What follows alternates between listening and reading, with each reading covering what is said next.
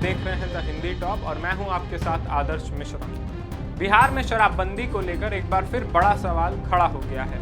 राष्ट्रीय आर्थिक अनुसंधान परिषद यानी NCAER की एक स्टडी ने बिहार की करीब एक दशक पुरानी शराबबंदी नीति पर गंभीर सवाल उठाए हैं।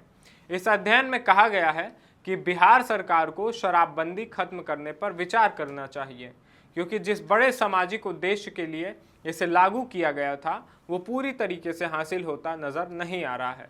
दरअसल अप्रैल 2016 में तत्कालीन मुख्यमंत्री नीतीश कुमार ने बिहार में पूर्ण शराबबंदी लागू की थी। उस वक्त सरकार की दलील थी कि शराब घरेलू हिंसा का एक बड़ा कारण है और शराब पर खर्चा होने वाला पैसा अगर परिवार की ज़रूरतों, बच्चों की पढ़ाई और स्वास्थ्य पर खर्चा होगा तो लोगों की जिंदगी बेहतर होगी। खास तौर पर महिलाओं के बीच शराबबंदी को लेकर काफ़ी समर्थन देखने को मिला था। लेकिन अब NCAER की स्टडी में दावा किया गया है कि शराबबंदी लागू होने के बाद महिलाओं के खिलाफ रिपोर्ट किए गए अपराधों में अपेक्षित कमी नहीं आई है। अध्ययन के मुताबिक शराबबंदी के बाद की अवधि में ऐसे मामलों में कमी के बजाय बढ़ोतरी के संकेत मिले हैं। यानी जिस तर्क के आधार पर शराबबंदी को महिलाओं की सुरक्षा से जोड़कर देखा गया था, उसी दावे पर अब सवाल खड़े हो रहे हैं। स्टडी में एक और बेहद महत्वपूर्ण बात सामने आई है। शोधकर्ताओं के मुताबिक वैध शराब की उपलब्धता बंद होने के बाद कुछ लोगों का रुख अवैध शराब और दूसरे नशीले पदार्थों की तरफ बढ़ने के संकेत मिले हैं। यानी सवाल ये उठता है कि क्या शराबबंदी ने वास्तव में नशे की समस्या को खत्म किया या शराब की खपत का एक हिस्सा गैर कानूनी बाजार और दूसरे नशों की तरफ चला गया।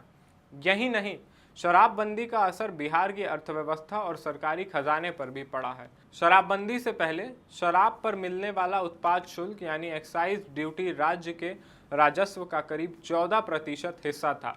लेकिन 2016 में शराबबंदी लागू होने के बाद सरकार को ये बड़ा राजस्व स्रोत छोड़ना पड़ा। दूसरी तरफ शराब की तस्करी रोकने, सीमावर्ती इलाकों में निगरानी बढ़ाने और शराबबंदी कानून लागू कराने के लिए सरकार को लगातार अतिरिक्त संसाधन खर्च करने पड़ रहे हैं। यानी सरकार को शराब से मिलने वाला राजस्व नहीं मिल रहा, लेकिन शराबबंदी को लागू रखने की प्रशासनिक और प्रवर्तन लागत बनी हुई है। NCAER की अर्थशास्त्रियों की टीम का मानना है कि अब पुराने स्तर पर उत्पाद शुल्क दोबारा लागू करने पर विचार किया जाना चाहिए। अध्ययन के मुताबिक अगर शराब पर एक्साइज ड्यूटी फिर से लागू होती है तो राज्य के अपने राजस्व में लगभग 14 से 15% तक की वृद्धि हो सकती है। साथ ही शराब की तस्करी रोकने और निगरानी पर होने वाले खर्चे भी कम किए जा सकते हैं। लेकिन बिहार में शराबबंदी को खत्म करना सरकार के लिए इतना आसान फैसला नहीं होगा।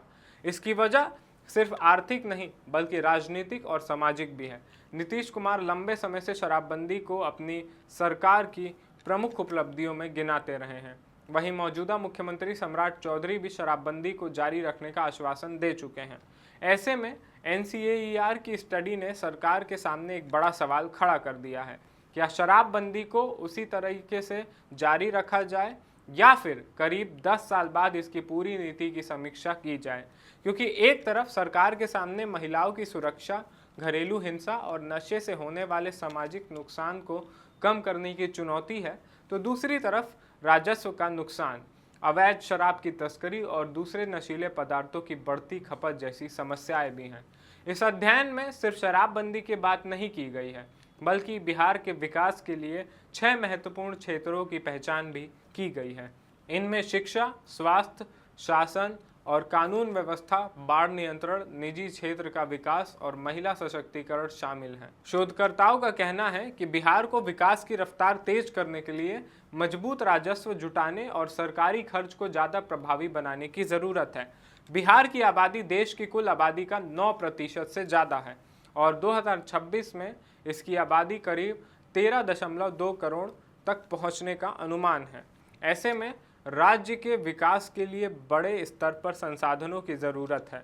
यही वजह है कि शराबबंदी को लेकर अब सवाल सिर्फ ये नहीं है कि शराब बिकेगी या नहीं, बल्कि सवाल ये भी है कि बिहार अपने विकास के लिए ज़रूरी राजस्व कहाँ से जुटाएगा और शराबबंदी से होने वाले सामाजिक फ़ायदे वास्तव में कितने प्रभावी साबित हुए हैं। हालांकि ये भी ध्यान रखना ज़रूरी है कि NCAER की स्टडी एक शोध का निष्कर्ष है और इसके आधार पर शराबबंदी खत्म करने का फैसला अपने आप में तय नहीं हो जाता। सरकार को सामाजिक प्रभाव, अपराध के आंकड़े, नशे की स्थिति, राजस्व और कानून व्यवस्था जैसे तमाम पहलुओं को ध्यान में रखना होगा। अब सबसे बड़ा सवाल यही है कि क्या बिहार सरकार NCAER की इस रिपोर्ट को गंभीरता से लेते हुए शराबबंदी की नीति की समीक्षा करेगी या फिर सामाजिक और राजनीतिक कारणों से इसे पहले की तरह जारी रखा जाएगा। करीब 10 साल से लागू इस नीति पर अब एक बार फिर बहस तेज हो गई है और आने वाले समय में ये मुद्दा बिहार की राजनीति में भी बड़ा सवाल बन सकता है। फिलहाल NCAER की स्टडी ने सरकार के सामने ये सवाल ज़रूर रख दिया है कि शराबबंदी के लगभग एक दशक बाद इसके सामाजिक और आर्थिक फ़ायदे कितने हुए और इसकी कीमत बिहार को कितनी चुकानी पड़ी। इस मुद्दे पर हम आपको और भी अपडेट्स देते रहेंगे और अगर आपको और अपडेट्स चाहिए तो ज़रूर हमारे चैनल के साथ जुड़े रहें। हमारे चैनल को अभी तक आपने अगर YouTube पर सब्सक्राइब नहीं किया है तो ज़रूर सब्सक्राइब भी कर लें और सोशल मीडिया प्लेटफॉर्म्स पर जैसे कि फेसबुक, इंस्टाग्राम और एक्स पर भी द हिंदी टॉप को ज़रूर फॉलो कर लें।